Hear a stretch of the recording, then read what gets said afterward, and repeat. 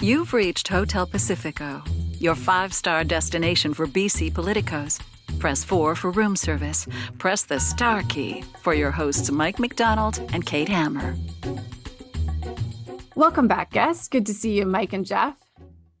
I'm in a bad mood. I know. We're bringing the three of us together. It's like a support group after a really disappointing night with Game 7, Canucks versus the Oilers. I'm actually pretty well adjusted.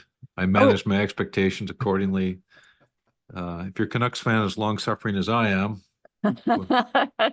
that you come not to expect postseason success, but I'm delighted with how the season went this year, and it just goes to show you what happens when strong leadership in an organization can make a big difference. Yeah. You were watching last night, Geoff? Yep. Yeah, no, I'm kind of with Mike. I'm a fair weather fan too, so I'm one of those guys who just joins the bandwagon when I'm sure it's moving. I am not a fair weather fan. You can Okay. Let's make that clear. Okay. You're you can be a fair weather firm and fan if you lifelong want commitments, I can tell that. Well, we'll follow. Yeah, busy writing your blog post during the Game 7, probably. All right. Well, today we are going to stay on this topic of Alberta supplanting BC for Canadian representation, but we're going to take the conversation from the Stanley Cup playoffs to Canada's Supreme Court with our guest, and I'll get to that in a minute.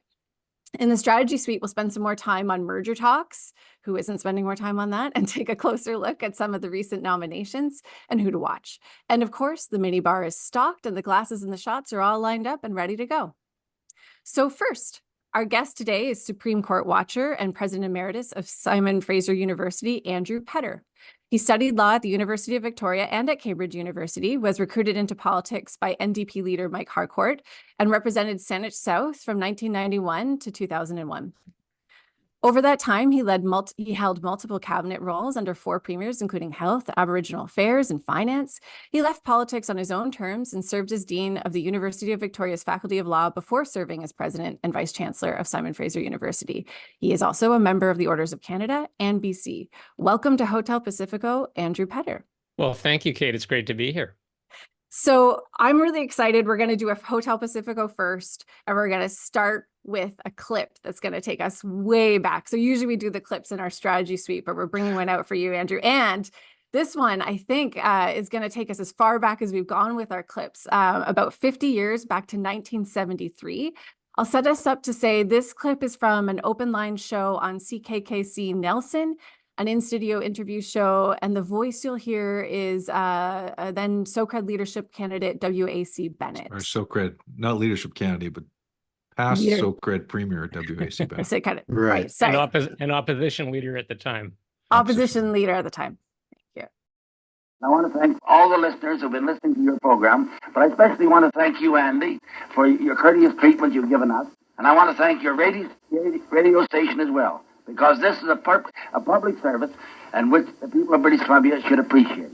Thank you, Mrs. McCarthy, Mr. Campbell, Mr. Black, and of course, Opposition Leader W.A.C. Bennett. Thank you very much.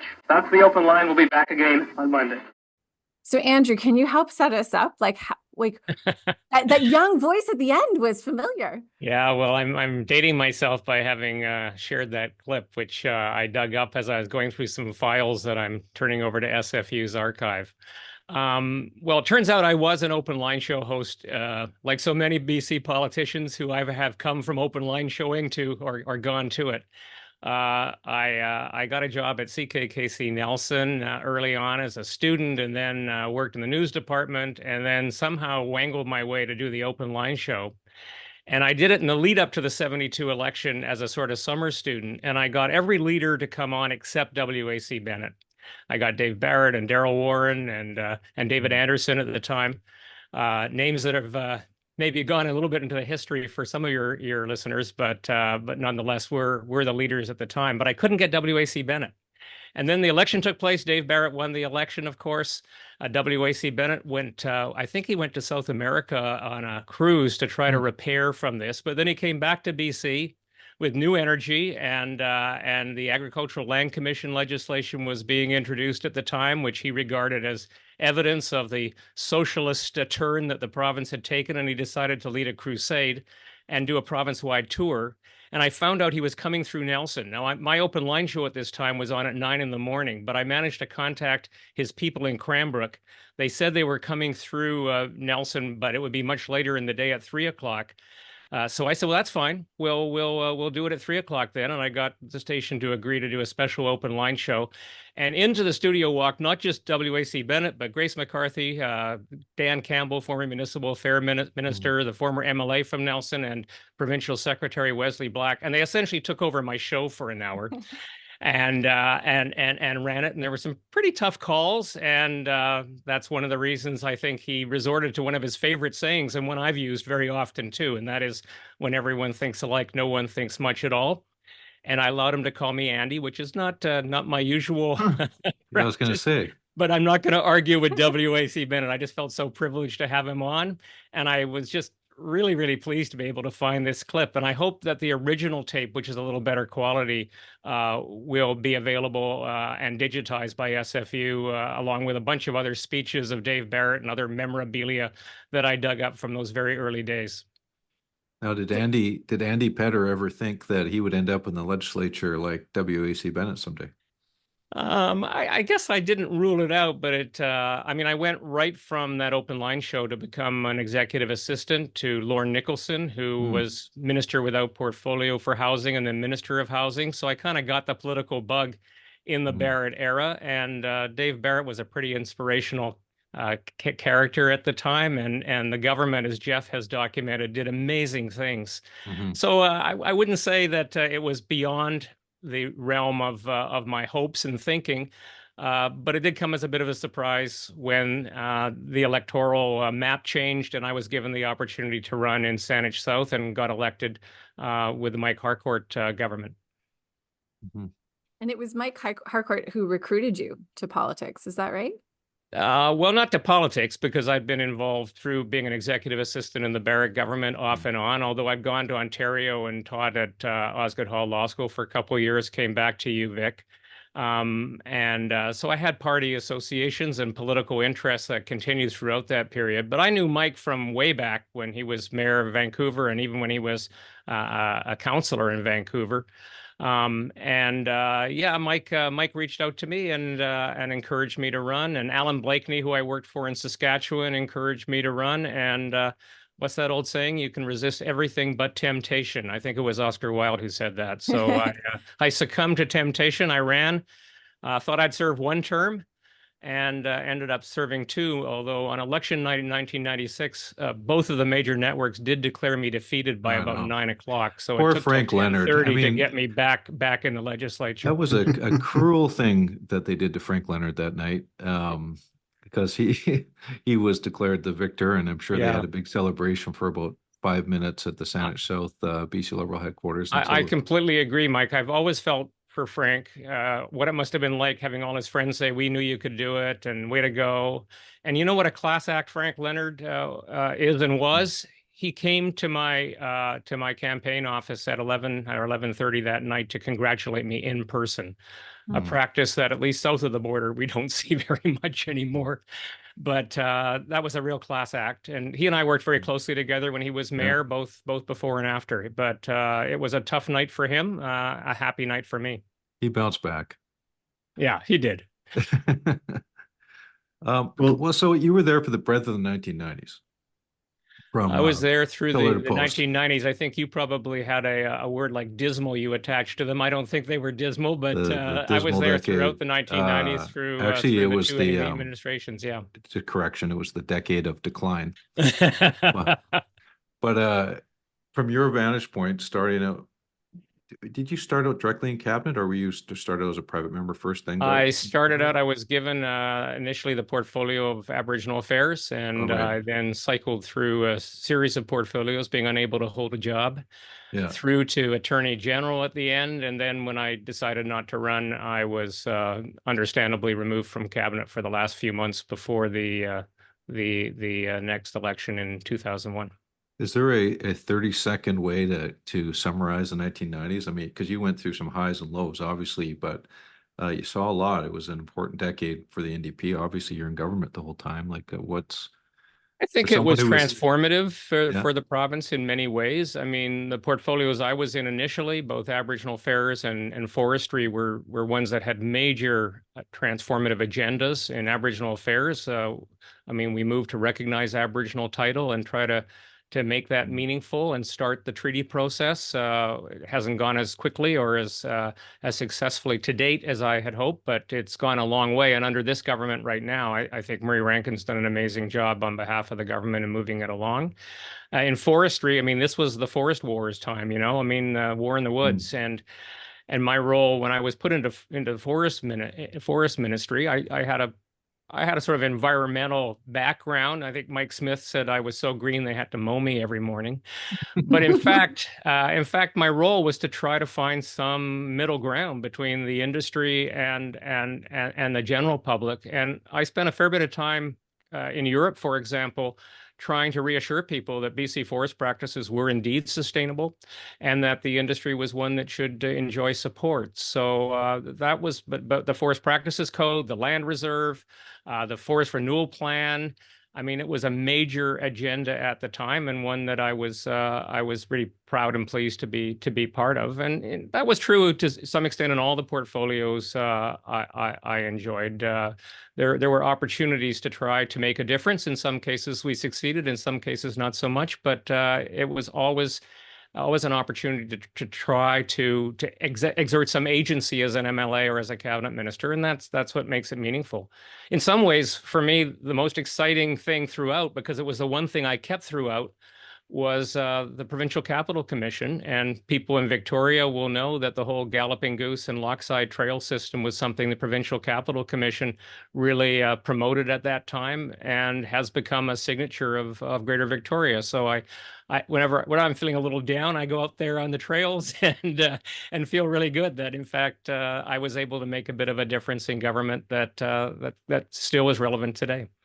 Well, Andrew, someone who's a cyclist and a constitutional lawyer and a university president and chancellor doesn't shout populist, but you've been a strong defender of populism in politics. What are you getting at there? What point are you trying to make when you say populism is an underrated or over-criticized part of politics? Yeah, well, I mean, Dave Barrett was a populist. Tommy Douglas was a populist. John Diefenbaker was a populist. W.A.C. Bennett, really, in his own way, was a populist. All populism is it's a mode of discourse. It's a way of saying to people, you're not being well served by political and social elites, and I, as a politician or as a party, are going to try to do something about it. Now, you can do something about it in a vein that's more authoritarian and regressive, as we are seeing today through the Viktor Orbáns and Donald Trumps of this world. Or you can do it in a way that says the way in which I'm going to improve life for you is by increasing democratic opportunities and improving on democracy, the way Dave Barrett did, or the way Preston Manning, if you want to go to the right of the political spectrum, argued should be done through democratic reform. And what worries me, Geoff, is that I think those on the progressive side of the ledger, on the left, have chosen to vilify populism and allow themselves to be portrayed as part of the elite and become more disconnected from those who are feeling underserved by government, either economically or socially. And by doing so, I think they play into the hands of the authoritarian populists who speak to people's dissatisfaction and sense of alienation. And they forgo the opportunity to say to those people, we have answers that can relate to your lived experience. We can improve life. We can take on some of the elite interests through better democracy, through more democratic means and a richer democracy and democratic reform. I mean, you've documented it. Dave Barrett brought in Hansard. He brought in question period, but he also transformed the province in economic and social ways that were relevant to ordinary people. And I just worry that by not embracing the opportunity to talk to people in this mode of discourse, people on the progressive side of the ledger are losing out in many political arguments and becoming disconnected from a part of the population that they really need to have support from if they're going to succeed and resist some of the authoritarian impulses we're seeing. This is interesting. You went straight to the point. When I was reading your op-ed in the Globe and Mail on this, I was reacting to a bit like there's the idea of populism and the sort of the principle of populism, and then there's the brand of populism. And I feel like what you're saying a bit is that there's this, progressives in particular are rejecting populism because so much of there's so many examples of authoritarian populism right now, and they seem to be trying to reject the authoritarian streak. But then if people understand and the brand is understood, that those people are just those leaders are just manifesting the will of the people, then you're cutting yourself out. You're de facto saying you are the person who sits in an ivory tower and makes decisions. Yeah, and I'm frankly worried, Kate, that too many who are progressive, whose ideas I often agree with, talk down to people. They talk like they've got some corner on the truth. They know what's best for society, and that only further alienates a population that feels that they're being cut out. And I think we need to get back in touch with the people whose interests, if we're progressive, we purport to serve, not only in terms of our policy proposals, but in our mode of discourse as well, in the way we connect with people, the way we empathize and understand their frustrations, and not cede that mode of discourse to those whose political agendas, frankly, I don't believe are going to serve the interests of that population, but certainly are ones that are at odds with the kind of political agenda that I've traditionally supported. John Horgan came on this podcast and described himself as a populist, and arguably that might have been key to his success. Yeah, John liked that op-ed. I shared it with him. Did you actually write it, or did you make Jim Rakowski do all the work? No, Jim was my ministerial assistant way back in the day, and we've stayed in touch, and he's a great writer. So I'm sure he gave it a bit more of a populist spin than I do. I've been in the academy, so I needed to make sure it had that spin. But Jim and I talk a lot about politics. He's a wonderful thinker, and he and I argue a lot, but occasionally we agree. On this one, we agreed. Well, he usually has his head in the clouds, but that's because he's 7'5". But Horgan, he describes himself as a populist, and that might have been key to his success in terms of. Yeah, he was. I think people, I mean, the way it translates, Mike, I think people say John Horgan was relatable. Yeah. He was relatable because he didn't create a barrier between himself. In fact, quite the opposite. He understood how people felt, and he emoted in a way that showed that understanding. Now, his administration, and Geoff, of course, was there and knows it better than I, but his administration was hugely overshadowed by the COVID crisis and that. So he didn't get a chance necessarily to express that populist impulse in policy ways that he might have had he not had to deal with COVID as the overriding concern of so much of his administration. And in the early part of his administration, he was, of course, in a relationship with the Greens, and that agenda was kind of preset. But his way of relating to people, and remember, John Horgan was very influenced by Dave Barrett. I suspect he may have talked on your show about how he first met Dave Barrett and what an impact it had on him. All of those of us who I think were influenced by Dave Barrett have a hard time saying populism is inherently bad and that it doesn't have a huge amount of potential if used appropriately.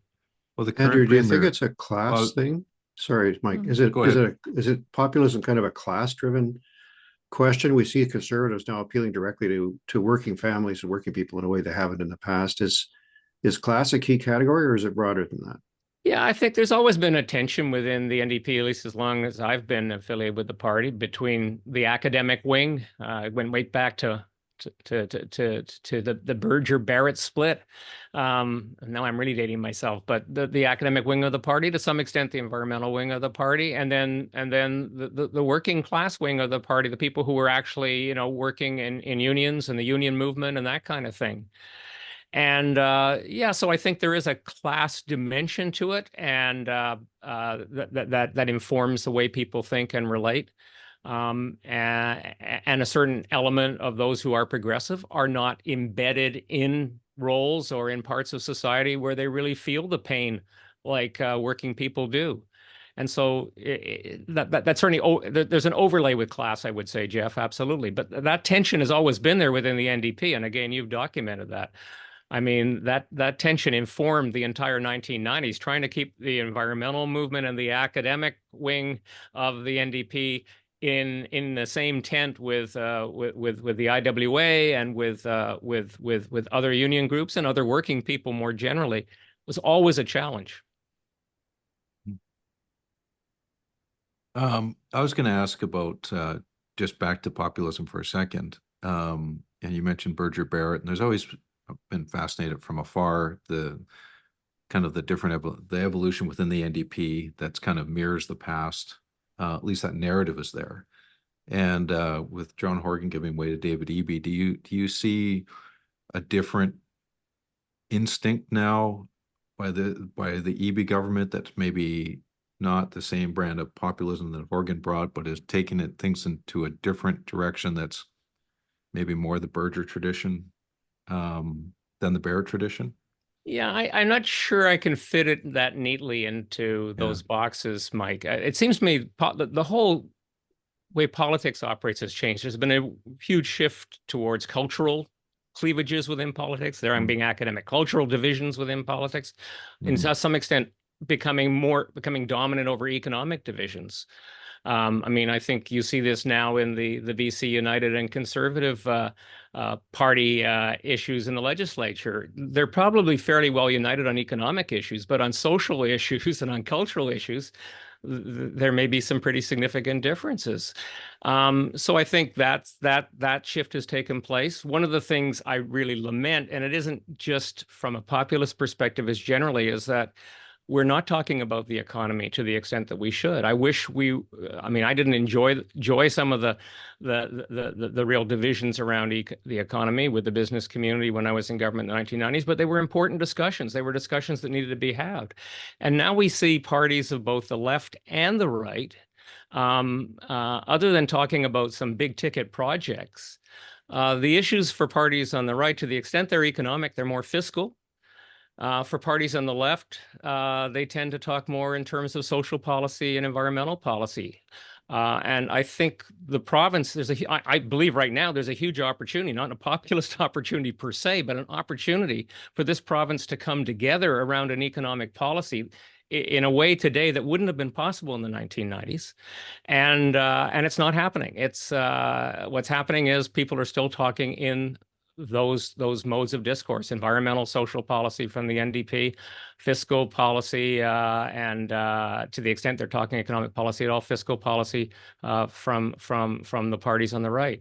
No one is really talking about what the economic policy is. How are we going to grow the pie? And yet, what I see, and I've been involved both from the university and more recently with Innovate BC, talking a lot to the business community. I see a business community that's really ready to work with government in a way that wasn't possible in the 1990s on a whole range of issues. And I see that opportunity not being taken advantage of by parties on either side, and not being taken advantage of by government. And I think it concerns me. We're in a country, I think you've talked about this before. I think you talked about it with Carol Taylor recently, about we have a declining per capita GDP. We need to increase productivity. We need to increase the value proposition of our traditional industries, as well as grow the new economy.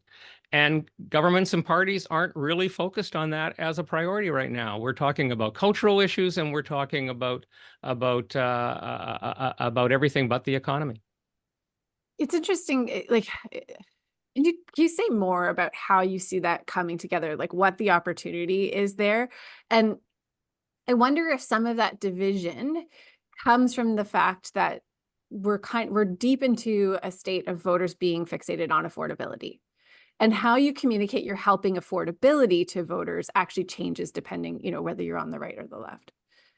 Yeah, well, I think affordability obviously has become a dominant issue right now. But I guess what I'd say is, if you don't grow the pie, you can't distribute from that pie. All you can do is redistribute.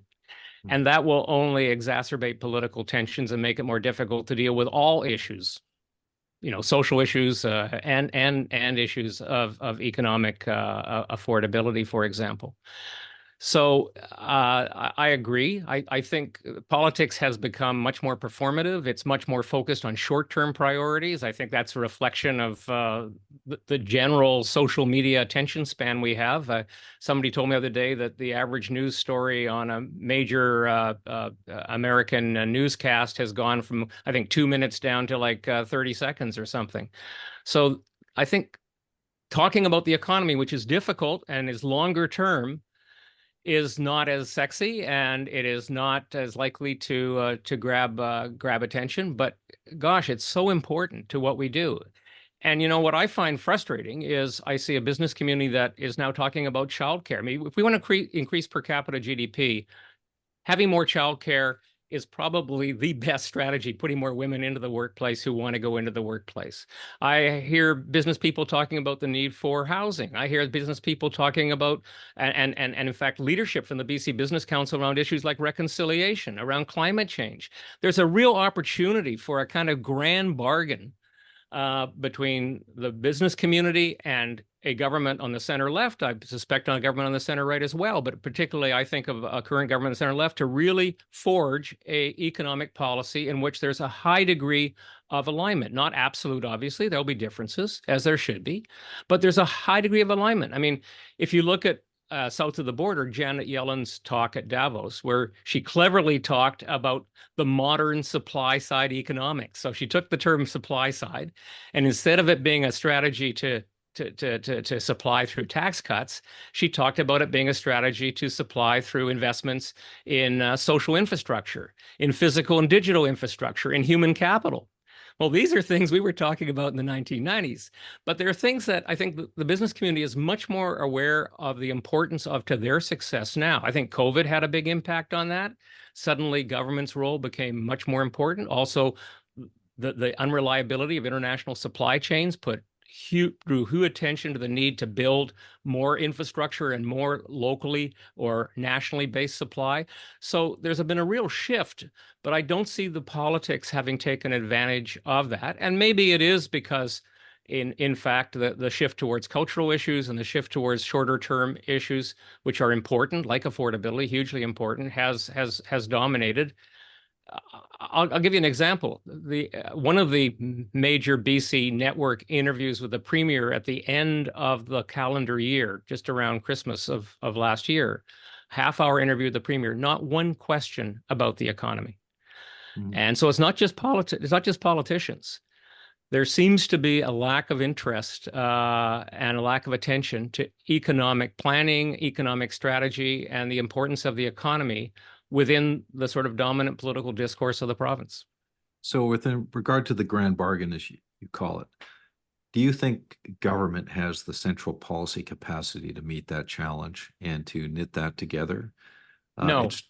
Okay, there you go. It was a question that I think I knew the answer to already. Kevin Lynch wrote a very compelling op-ed in partnership, I forget with whom, about the federal government, making exactly this point about the federal government, and I think the same can be made of the province.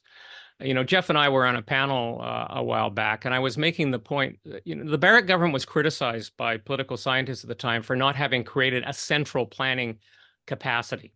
And that's true. They didn't. They were in a huge rush and they didn't have the time, or they didn't take the time to do that. But what they did was they brought in people who had subject matter expertise, not political people, but people who actually understood the policy agenda they were trying to achieve. People like Paul Weiler in labor, Bill Nielsen on consumer affairs, David Vickers in justice, the establishment of the Environment and Land Use Commission under Alistair Crerar.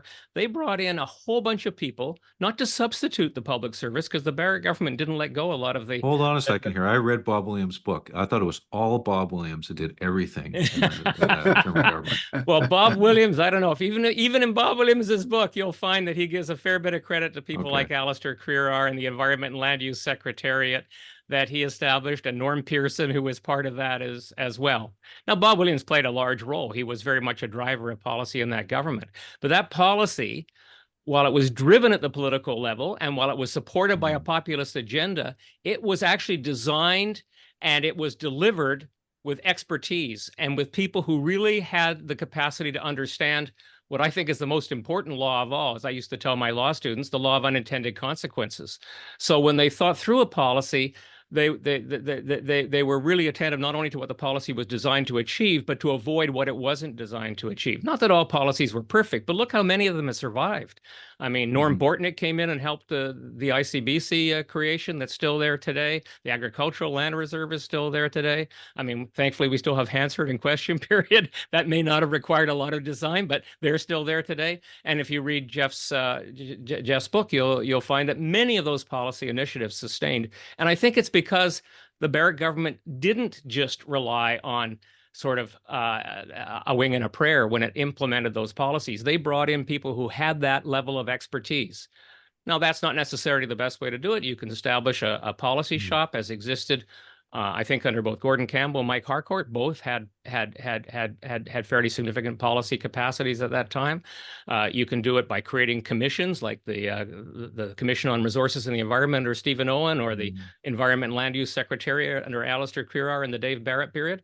But today, governments, both provincially and federally, seem to think they can do it with very well-meaning public service, with a lot of administrative capacity, but not necessarily with a lot of experience in strategic planning and policy development of the kind we're talking about. Don't you think part of the issue too is that the challenges facing government are so dramatically different that it's very hard on the one hand for the public service to maintain the capacity to do something like, for example, confront a huge global pandemic. And at the same time, the private sector expertise that you might bring in is very unfamiliar with the ways that government likes to work. I mean, we encountered that a lot, I think, in the last few years. Well, yeah, I think all that tells me, Geoff, or what that tells me is it's all the more important that government build that capacity. I mean, Alan Blakeney was, if you go back and read his classic book on this, he saw his role as a premier not only to lead, but to build the public services capacity to deliver on big hairy problems and difficult problems. Now, the ones today may be more complex in some ways, but all that says is it's more important than ever. I mean, what he did was he took people within the public service and brought them into the Planning Bureau or the Treasury Board Secretariat, gave them experience across government, and then they were put back. And he didn't do it personally; it was done through the public service. But they were then put back into roles. They were given opportunities to gain policy experience, and then he would bring in people from outside to help add to that capacity as well. And there was a whole central planning capacity in the planning board and the Treasury board, and the planning board provided some counterbalance to Treasury board. One of the problems I think we have in BC is Treasury board is too dominant. And that doesn't mean it's necessarily effective, because if you have a very dominant Treasury board, people who want to do policy get frustrated, and so they just end run it. As opposed to having a policy shop that can actually work with Treasury Board and figure out how do we achieve what we want to achieve, but do it in a fiscally responsible way. And, and I'm an old-fashioned Tommy Douglas, Alan Blakeney Democrat. I believe that governments on the left have an even greater obligation to balance the budget, so you're not in debt to the banks or beholden to the credit agencies. So, but it's hard to do that if you don't have the planning capacity to show how you're going to deliver what you want to deliver in a way that takes account of, but isn't completely beholden to Treasury Board concerns, or alternatively, just discounts them. I think we should, I was going to say, let's switch gears to a different issue here and make sure we cover it off here, and that's your views on the Supreme Court. And you've written or been quoted saying that you feel it's unacceptable that BC's quote unquote spectator in the selection of the Supreme Court judges, and BC was shut out of the recent appointment last year, where an Alberta judge was elevated to the Supreme Court of Canada. You want to elaborate on your thoughts there and where? Well, BC happily, I fits in? was joined in that by two of my colleagues, Jeff Plant and Brian Smith, former attorneys general as well. Every one of them a populist. No, in this case, probably not. But every one of them a British Columbian who is concerned about British Columbia not having sufficient voice in governing institutions, and the Supreme Court, particularly with the Charter of Rights and the constitutional amendments of 1982, has become much more of a governing institution than it ever was. And the history of this goes back to the era of Ted Hughes and Bud Smith, for that matter, when Justice McIntyre, who was a BC judge, was about to retire from the Supreme Court. There had been an ongoing discussion. W.A.C. Bennett had tried for many years to have BC recognized as a fifth region, believing that BC had a distinctive political culture and identity and economy. It could not be and should not just be lumped in with the three prairie provinces for the purposes of federal policy and the like. So the policy had been that the West got two judges, and those circulated amongst the four Western provinces. When McIntyre stepped aside, Ted Hughes and Bud Smith believed it was time for BC to actually have its own representation on the court. And this was an opportunity to test it. John Crosbie was the justice minister at the time. Ted Hughes went down to Ottawa.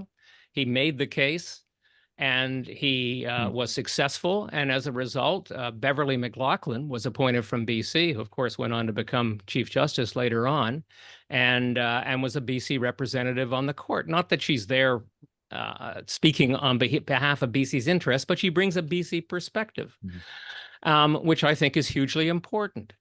And that understanding helps the court to understand issues, certainly on federalism issues, but even on just the range of legal issues that they deal with.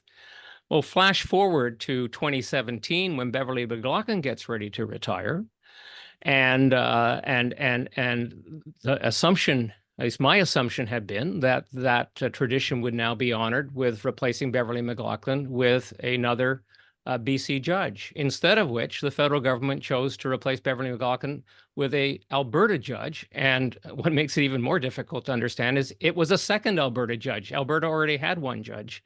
So it isn't that it rotated even amongst the four Western provinces.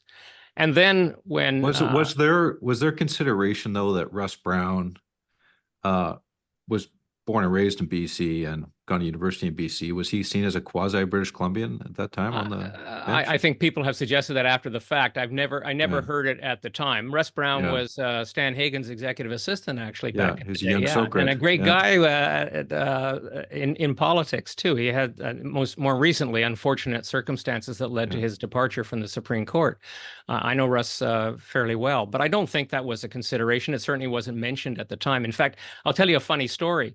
Ted Hughes was on a panel at the University of Victoria, and Laura Lynch was interviewing him, and the appointment had not been made. And Laura had interviewed David Eby, who was then Attorney General, and was in the audience, and had asked David Eby, "Do you think that BC should have a judge on the Supreme Court?" And David said, "Well, actually, I think it's more important there be an Indigenous judge on the Supreme Court."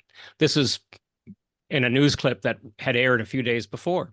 So here we are now in this panel at UVic. David Eby's in the audience, and Ted Hughes is being interviewed by Laura Lynch. And guess what? Laura Lynch says to Ted, "Well, no, I interviewed the Attorney General the other day, and the Attorney General said that so far as he was concerned, it was more important to have an Indigenous judge." Ted didn't miss a beat. He said, "We should have both." And at the time, there were a number of candidates from BC who could easily have been qualified as Indigenous judges from BC.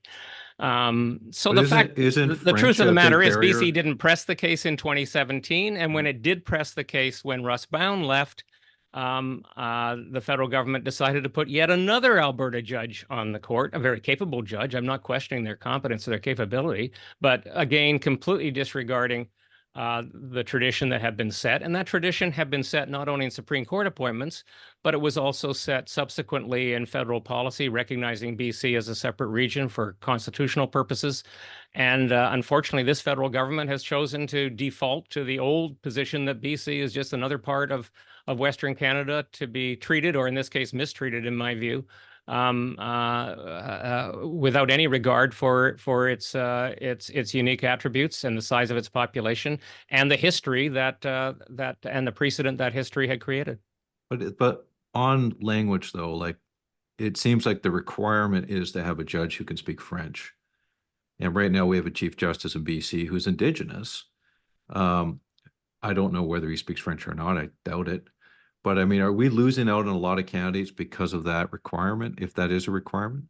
Yeah, I think that's probably the case. And that's not a constitutional requirement. That's a requirement that came about as a matter of policy by the federal government that I think shuts a lot of British Columbians out. I mean, I have an app on my phone right now that can translate to me almost simultaneously from one language to the other. Many judges in the past who didn't initially speak French joined the court and learned French, or alternatively may have joined the court as francophones and learned English. This requirement that you have to come to the court with French proficiency has clearly been exclusionary to many very qualified lawyers and judges in British Columbia who otherwise might have been appointed. Hasn't the federal government broken with this, though, with the appointment of Mary Simon, who I believe had passable French, if I recall? Like, I wonder why in this case there wasn't more appetite to move beyond that, and whether that still is the sticking point.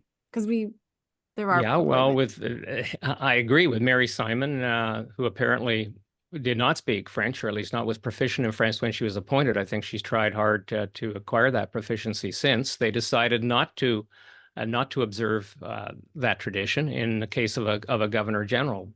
But I guess what's that saying? It didn't appear to them then, as it appeared to appear to them now, kind of thing. I mean, I do think BC in a number of ways. Similarly, I mean, this is a completely different topic, but the way in which the quotas were set on international students recently was really discriminatory towards BC. I don't want to sound like a bleeding British Columbian provincialist, but it is true that in Ottawa, British Columbia is not frequently enough thought about and is not fully understood. But can you imagine the quota that was set by the federal government international students was set based on the population of the province? BC, by virtue of its institutions and its location, has been very successful in attracting international students and doing so responsibly. Other provinces have allowed institutions to do so maybe less responsibly. And so BC really overperformed in that regard. And yet this quota was set without any regard to that. Now, so can you imagine if the federal government decided to set a quota on the export of fossil fuels, if they did it by population, how Alberta would react? So there's just a lack of appreciation, I believe, in Ottawa and understanding of BC's status, of our role, and of the influence that I believe we ought to have within a United Canada.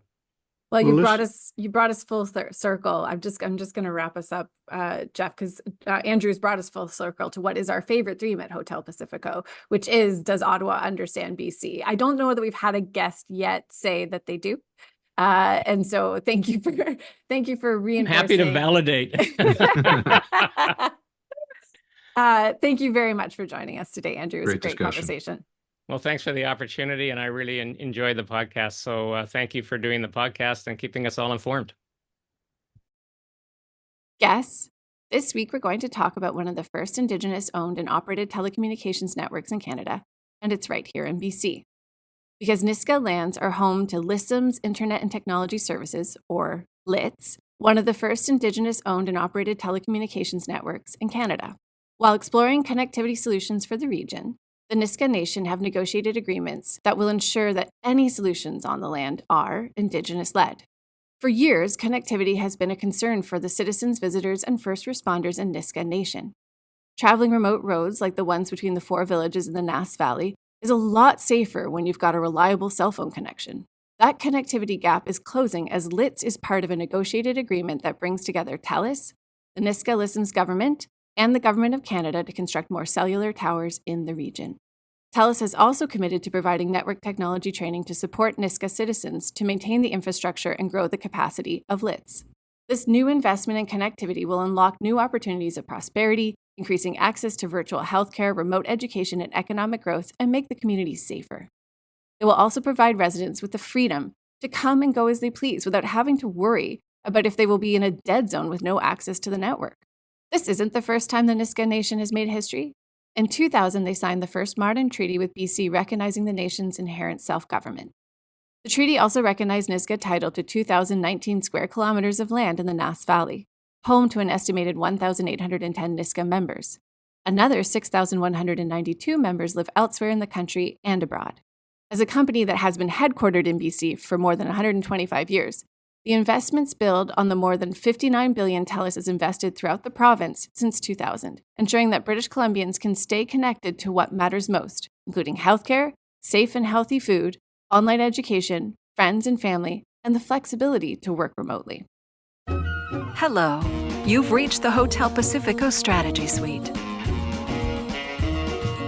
We're going to spend some time on the topic that I think we're all spending time on right now, which is discussions of a merger between BC United and the BC Conservatives heated up this week.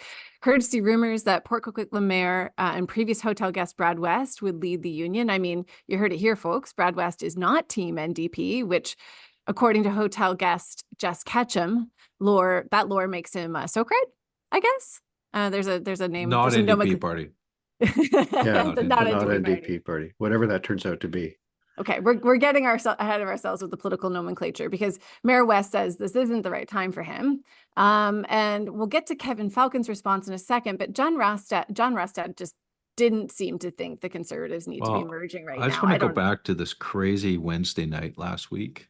Spend some time in it. Yeah. Where the Brad West story.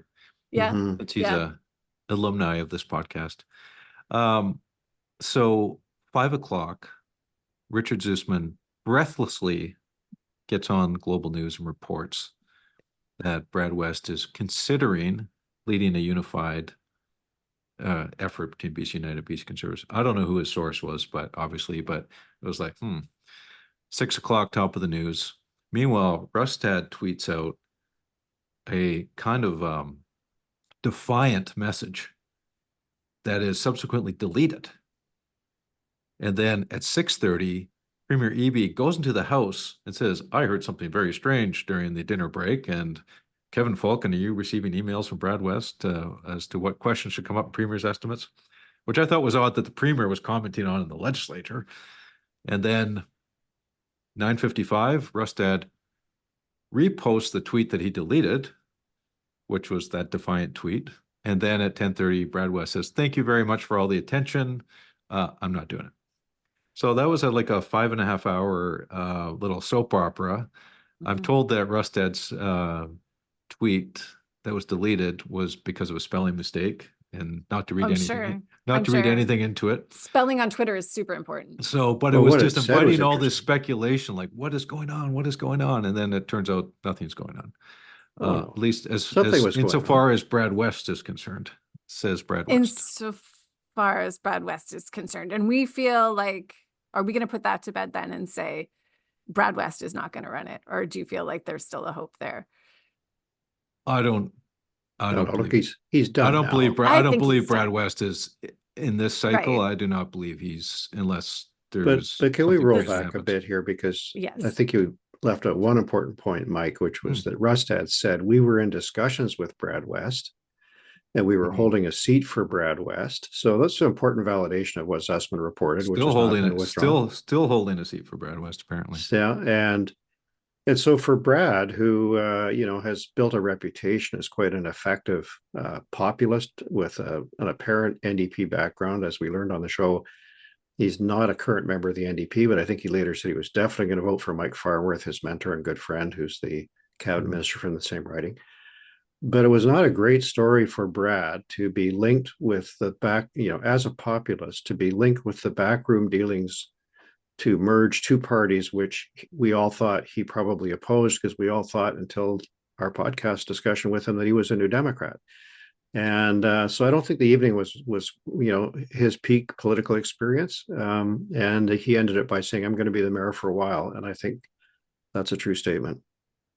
I agree. Well, so let's move on then, because I do think there was a bit of a difference in the reaction and the tenor from John Rostad and Kevin Falcon. Mike, is Kevin Falcon more into this idea than John Rostad right now of a merger? I don't know about that, because I think Kevin's been dragged reluctantly into having this conversation, or else something might have happened a lot sooner. And first of all, I think we should just purge the merge discussion, because there's not going to be a merger before the election. It's just that is too common. The death of the Big Bang Theory. Well, no, not at all. Are you a creationist now? Yeah. No. The Big Bang. The Big Bang by nature is chaotic, and a merger though requires the agreement of both political parties, right? Along the lines of what happened in Alberta. with a over unified a period conservative of party. years. That takes Yeah. time. That does take time. Now, actions can be taken that ultimately lead to that, perhaps, but really what we're talking about right now in the pre-writ is some type of arrangement. Now, that's either an arrangement where they're not going to oppose each other in certain ridings to remove the idea of a vote split, or it's just a de facto absorption where people move with their feet to another party, and that just the weaker party just kind of collapses. Now, in this context, people seem to think that's BC Conservatives having the upper hand because of the poll results. So I think those are the two things that are really on the table right now. Is it an arrangement, or is it an absorption, or is it neither? Yeah, but I think we have to say Gordon Campbell's name again in this podcast because he was mooted, although he never said anything publicly, as an intermediary in these discussions, which I thought was interesting that he might be dragged into it. In any case, it's over. I agree with you. The problem I think facing Sorry, what's over?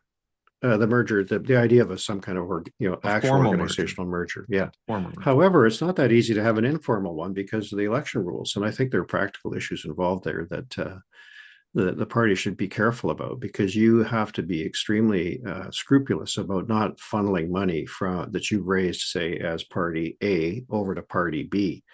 The voters can do whatever they want. If I'm supporting you one day, I can support somebody else the next. That's entirely my business. But party organizations have to be very careful, especially with their lists and donations they've already received, assets they have, and that kind of thing. And I think there's not a lot of time to keep that sorted out. So there may be declarations from some quarter that all voters who would like to defeat the NDP should now support candidate A. What will candidate B say under those circumstances, or those that can't? Suppose it's Kevin Falcon. What do some of his erstwhile front benchers say? But I think the situation is becoming very, very tough for BC United, because we're seeing now some of the candidates who I thought would run again, not running again. Renee Merrifield was one name that popped up, and I don't know her, but she was effective in the House and certainly a very active MLA and in a safe seat. But she's decided to go back to her business world. So I suspect it's tough over there at BC United, and easier for Rustad, who, as he said in his tweet, very memorable tweet, by the way, for those who want to go back and look at it. And we're not the curse of politics, but I will say that Rustad reported that he went allegedly to BC United and said, "Can we work together?" and was told to fuck off. And he took that advice to heart and went away and built up the Conservatives, and now feels Great, Jeff. Now we're going to get an E on this episode. There you go. Get an E on that episode. Well, compared to the curse of politics, we're absolutely in kindergarten. So, and by the way, I was quoting something that's in the public interest. I wasn't saying it myself. You were quoting. So I was quoting. That's right. I think even in CBC, you're allowed to do that once in a while. Anyway, very interesting quote. And I think it means that, yes, there'll be problems for John Rustad up ahead, but one of them is not going to be how he deals with Kevin Falcon. He simply won't. Well, I was going to say, this highlights what leaders have to do. And right now, Rustad is trying to find his balance between keeping his grassroots, manageable, because he does have a grassroots he's got to tend to, and they're probably nervous about this idea that he might deal away stuff to BC United when they feel like we can do this on our own. At the same time, it's all about winning, and there's no prize for second place here. Yeah, I don't care if the Conservatives be the first time they've elected an MLA since 1978. Who cares? It's all about winning. And if they lose, then they've squandered an opportunity. So I think that's the real work, is how to figure out how to win.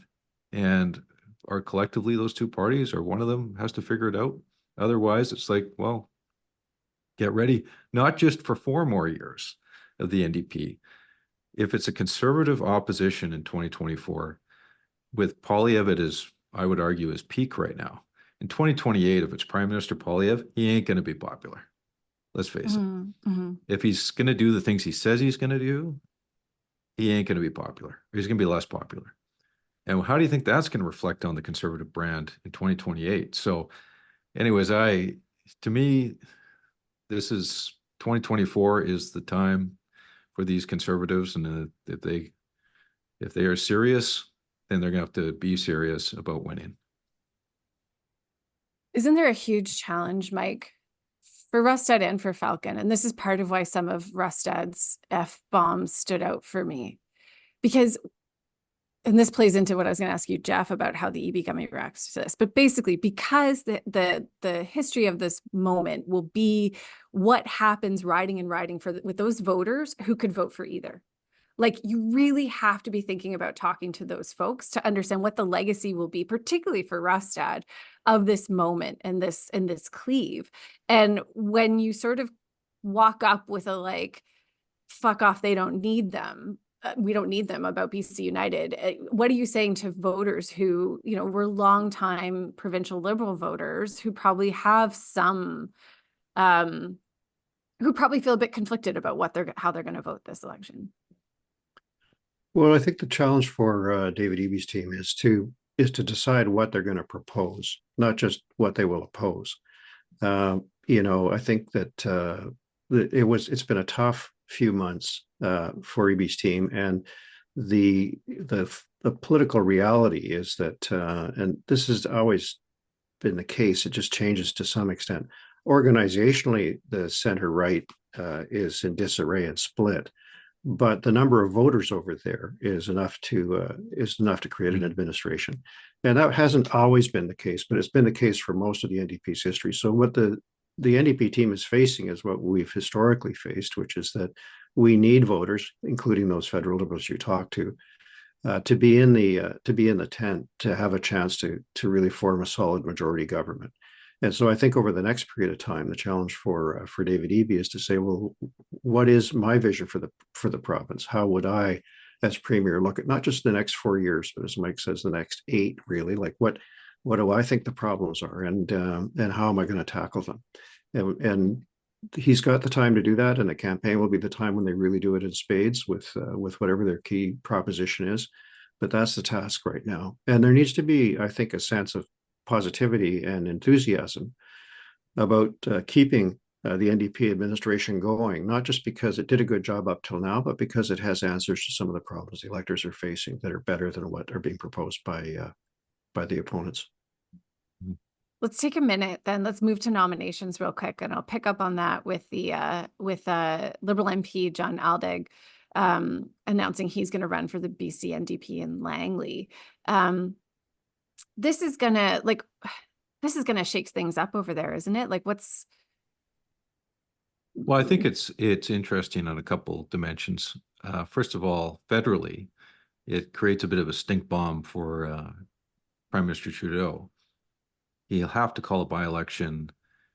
If the federal election's not before, say, April or May next year, they'll likely have to call that by-election in Langley, and that is, at this point in time, almost certainly not going to be a liberal seat.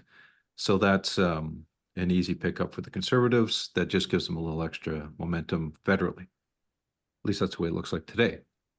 And then on the provincial realm, to me, it's a double-edged sword. On the one hand, it's like, okay, here's evidence of federal Liberals getting behind the NDP and creating that center-left coalition that mirrors what they're trying to do on the right. On the other hand, the prosecution of that would be tying the Eby brand more tightly with the Trudeau brand, and that could have some downside impact too. So it's there's two ways to look at it. That whole area, and I defer to Mike's superior campaign experience out there, that whole area, Langley, Abbotsford, Chilliwack, is going to be a crucial battleground in this coming election. It's the growth area in the province, parts of Surrey too, but Surrey was a little more familiar. So we have a number of several Liberal MPs out there, so there is a base. You can't be a member of the federal Liberals and a member of the NDP. The NDP's got one membership system provincially and federally. So Aldag has to resign from the federal Liberal Party, join the NDP to be the candidate, and then away he goes. But not clear really, and I think Mike's raising an important strategic point, how voters in those really critical swing ridings are feeling. And I think probably on election night, that's where everybody will be looking to see what is really going on, because those are the ones where we've seen NDP growth over the last number of years in ridings that would just not have even looked at us, 10 or 15 years ago. So I think that's one interesting one. I also was interested and don't know the details about some of the changes in the interior. If you have an MLA who's been serving for 10 years and they're in BC United, for example, they don't think they're going to be in government if they run again. Therefore, definitely not in cabinet. And so they're having to sign up for a long period of opposition work, which anybody who's already done it, I didn't do it at the provincial level, but those who did really didn't enjoy it. John Horgan was famous about that, his complaints about being in opposition. So I think it's an interesting problem for Kevin Falcon, who probably looked more competitive 10 months ago to his incumbents than he does now, and maybe facing some problems in terms of candidate recruitment. But when Renee Merrifield decides not to run again, I think that's pretty indicative, although she's already put in quite a stint. Well, I mean, so far though, the numbers are, I'm just trying to compare, what we've seen in terms of retirements with BC United and the NDP, and we haven't seen an exodus from BC No, United. and I think some of the NDP ones, I can't speak for the federal Liberals, for the BC United ones, but in some of the NDP ones, you got some real veterans who, as far as I know, are running again. Bruce Ralston, Raj Chauhan, and so on.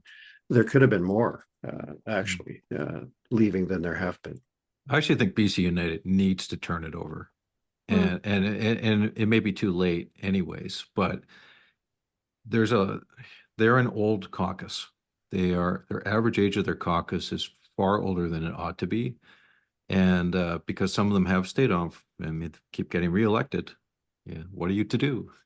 But they haven't added newer, younger blood that they really desperately need, and can blame me for part of that, because I happened to recruit a lot of candidates in 2013 that were a little bit older, and some of them are still there, and they're good MLAs. Don't get me wrong, but they did not bring in the people in their 30s, and that is what's really missing. If you go back to the 90s when Gordon Campbell was recruiting people, he recruited a lot of people in their 30s, even their 20s. Christy Clark, 29 when she got elected.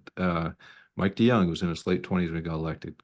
Gary Collins was in his late 20s when he got elected. And they all went on to be very important MLAs. There's many other examples. Bringing in people when they're in their 50s to run for the first time is may get you through that election, but it doesn't necessarily give you the vitality and renewal you need, and allow you to relate to all generations out in the public. And that's where I think BC United's really got stuck, is just that there's a big gap there. When I hear about people not running again, I think, well, there's an opportunity to get somebody younger, right? And as is the case in Prince George, where Kyle Giddens, a young guy, stepped up to replace Mike Morris. In the normal state of things, that would be a really good thing for the party. Now they're in a tougher position to win that seat, but they still got a great candidate that they needed to, renew things. Well, that sounds conspicuously like a shot. So let's go grab a drink. The recent federal budget had an important item that may have longer-term impact than the news has reported so far: a $5 billion investment in an Indigenous loan guarantee program. This announcement builds upon the $1 billion First Nations equity financing framework already announced by the province of BC. Our sponsor, Fortis BC, supports the government investments in these frameworks, and along with other Fortis utilities across Canada, has its own track record of working closely with First Nations. Take the Mount Hayes LNG facility near Ladysmith, where I used to live.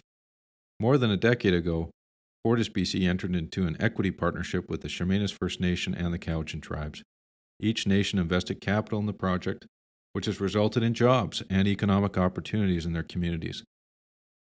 Then there's Canada's largest First Nations grid construction project by Watay-Kiniap Power, which will electrify Indigenous communities in Northern Ontario. Watay is majority owned by 24 First Nations in partnership with Fortis Inc. and other investors. The project, to build and operate an 1,800-kilometer line that will ultimately connect 17 remote First Nations, is now 99% complete. In addition to coming off diesel generators as a source of power, this historic project will support a prosperous socioeconomic future for the communities. Both these initiatives are meaningful, big steps forward that we believe will allow Indigenous communities to share in the benefits of energy projects in their territories on their own terms. Fortis BC will continue to build strong, authentic relationships with Indigenous people. Fortis BC, energy for a better BC and a better podcast. Let's raise a glass or take a shot. Time to raid the minibar.